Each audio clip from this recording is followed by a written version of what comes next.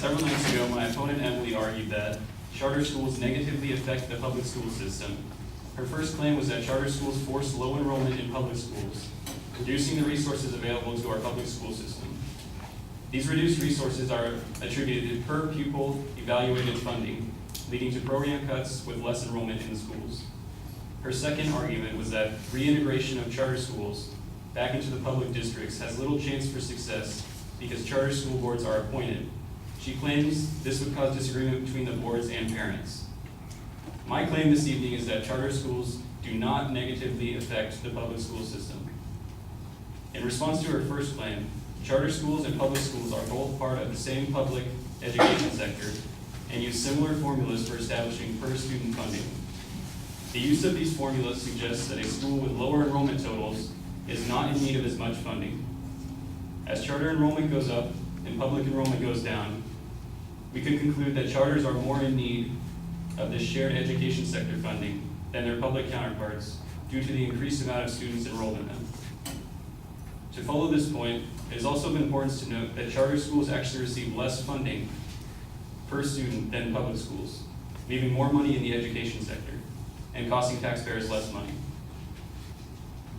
According to the California Charter School Association, this amount can be as significant as 70 cents per dollar of funding. Also in response to her first claim is the issue of causality in blaming charter schools for negatively impacting public schools with regard to financial burdens. Where we should really be placing issues of financial burden are upon local governments, which, according to the National Center of Education Statistics, have cut educational funding 35% in the last 70 years. Also, since the emergence of charter schools, we have seen an increase of 66% in the amount of federal funding for education. We could just as easily attribute this increase to the advent of charter schools in 1992. Her final claim that charter schools face problems of reintegration back into the public sector falls into an issue of irrelevancy, as charter schools are already under the public education sector and do not need to be brought back together. Charter schools are simply providing a choice for students to receive their education in an alternate environment. In conclusion, charter schools are not the cause of public schools' financial burdens. Less students in public schools means that less funding is needed. Also, charter schools as an alternative save taxpayer money per student.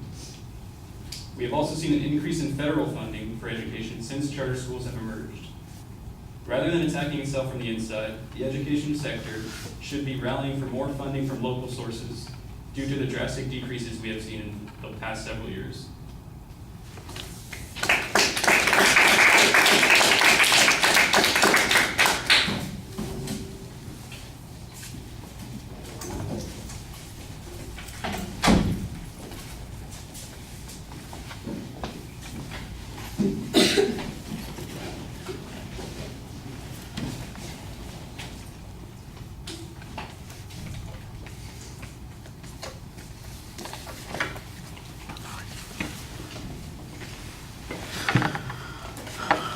All right, Sean, you labeled the claims pretty clearly. It's really simple. There are only two of them that you're dealing with. On the first one, you challenged the premise. That was pretty straightforward.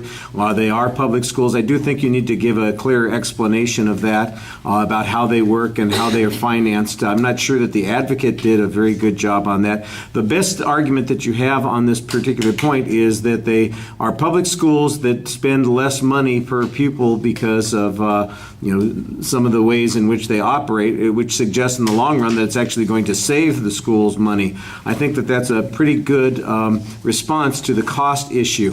I think there's also a good argument, though, that suggests that the alternative explanation for costs going down happen to be local governments and their priorities changing over the years.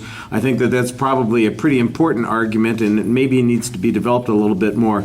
Your argument on the second point suggests that reintegration is not important because they are already part of the public schools. I don't remember what the advocate's original point on this was, so I can't say for sure that your point is particularly responsive. It sounds like it argues the correct issue, but since I don't know what their evidence and information talked about, I think that's a little bit problematic. And I think that's kind of the issue here is that there's not really much discussion of what the advocate said on those particular points, except for their general points. There's not any reference to the evidence that they used or the way in which they reached their conclusions. You've got good counterclaims on the first point. You kind of dismiss the second point, but I don't know that you can safely dismiss the second point, and so that's a little bit iffy for me. All right, thank you.